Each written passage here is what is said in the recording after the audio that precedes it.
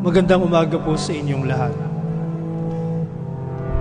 Today, my dear friends, we're celebrating Wednesday of the second week in the Ordinary Time, and we continue our reflections on the public ministry of our Lord Jesus, depicted in the Gospel of St. Mark, as well as on the letter to the Hebrews.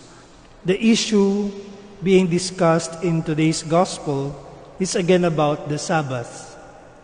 The Sabbath is a very important law for the Jewish people because it was a law given by Yahweh Himself, by God Himself. And we have already mentioned several times that their faithfulness was expressed through their obedience, adherence to the letter of the law.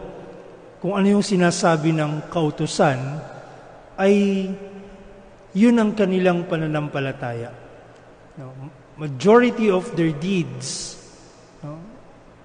are all connected to that gesture of obedience to the law given by God. Well, that is good. And that includes the law of the Sabbath. Now, Jesus was in the synagogue and He was preaching, I would presume, and there was a man who had a withered hand. And he already knew what to do. They were watching Jesus. The Pharisees were watching Jesus. Because if He does something again on a Sabbath, ay talagang they would accuse Him already.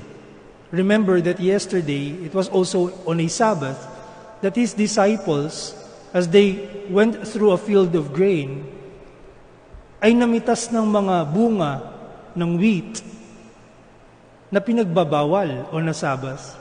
And Jesus defended them, emphasizing His role on a Sabbath. Now, in today's Gospel, we hear of the same issue. He was there on a Sabbath in the synagogue, and there was a man with a withered hand. And being the law, the embodiment of the law of God, Jesus cannot but save this person in need, to bring about healing that this person needs. And that is a duty, a responsibility that He had to perform as part of His mission as the Messiah. But tinawag nga niya, tapos ay tinanong niya yung mga tao doon, including the Pharisees. Anong mas mabuti? Sabi ng Panginoon. Nasa Sabbath ba ay pagalingin mo ang may sakit? O ang gumawa ka ng masama? Ano ang mas tama? Sa Sabbath, sa araw ng pamamahinga, ano ang tama? Ang magpagaling o ang gumawa ng masama? And then He healed the man with the withered hand. What is being driven at is the point that Jesus had a role to play, not only the things that they see, not only the healing, the act, the gesture itself, but the role of Jesus on a Sabbath. The first reading, if you noticed, talks about the high priest, Melchizedek, who was also a king. The king of Salem was a priest. At nung panahon naman nila Melchizedek, ay talagang ganun, kasi anointed sila. But Melchizedek is so unique that sabi niyo ng letter to the Hebrews, wala siyang nanay, wala siyang tatay, wala siyang ancestry. And so his line of the priesthood is different from the traditional priesthood of the Old Covenant, like Aaron, Zechariah, the father of John the Baptist. They come from a line of priests. Pero si Melchizedek hindi. He was so unique. He was so unique. And Abraham dealt with him also. Promised him 10% of everything that he had.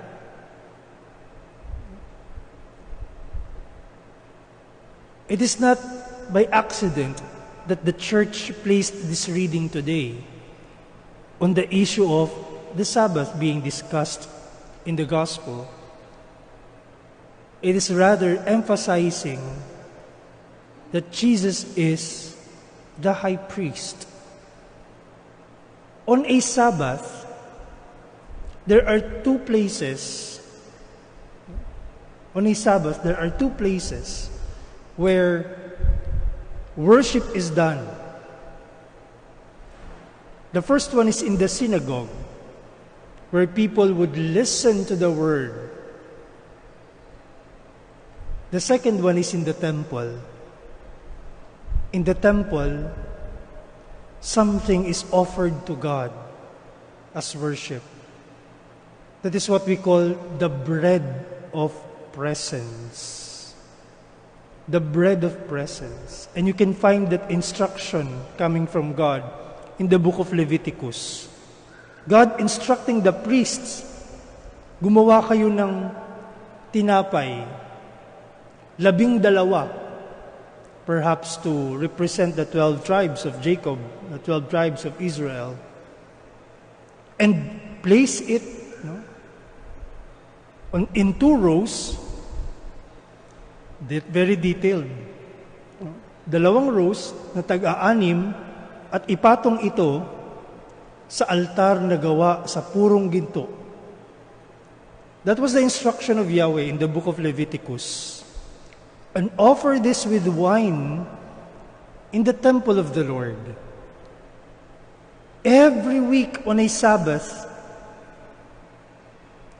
they offer the bread of presence. The priests offer the bread of presence in the temple on a Sabbath. Now look at Jesus. Look at Jesus. What did he do on that Last Supper? He had the bread and wine offered in that upper room. Because Jesus is the new high priest of the new covenant. And what did he say in the institutional narrative? Sabi niya, this is the chalice of my blood, the blood of the new and eternal covenant. And so the person that we see here in today's gospel is the high priest. And he is not only the high priest, he is also the one who receives the sacrifice. He is the offering as well. Whom do we see in today's gospel? It is God. And therefore, the healing that he performed was not at all work, but rather a manifestation of who he is, God. Which the Pharisees failed to recognize. Jesus is God. That is perhaps an issue we forget sometimes.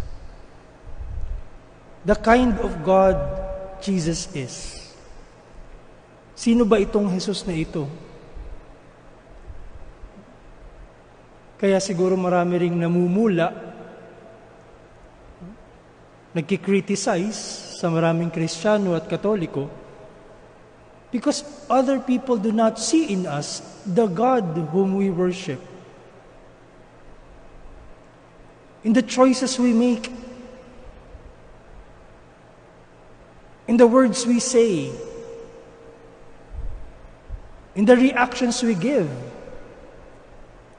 people do not see perhaps the God whom we worship, that this God is a priest who offers sacrifice and desires the good of the people.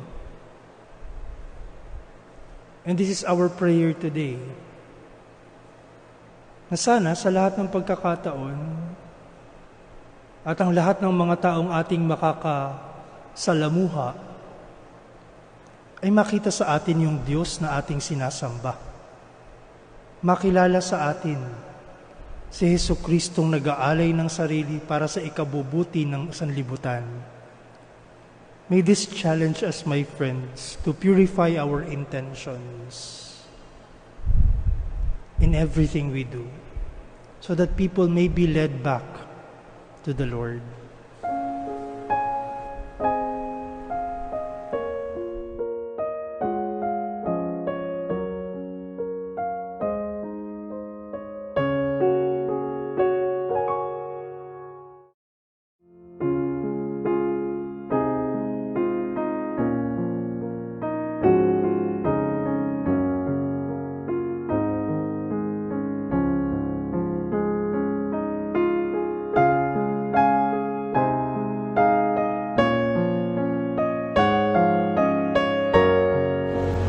To all our parishioners from Holy Family Parish, Merry Christmas and Happy New Year!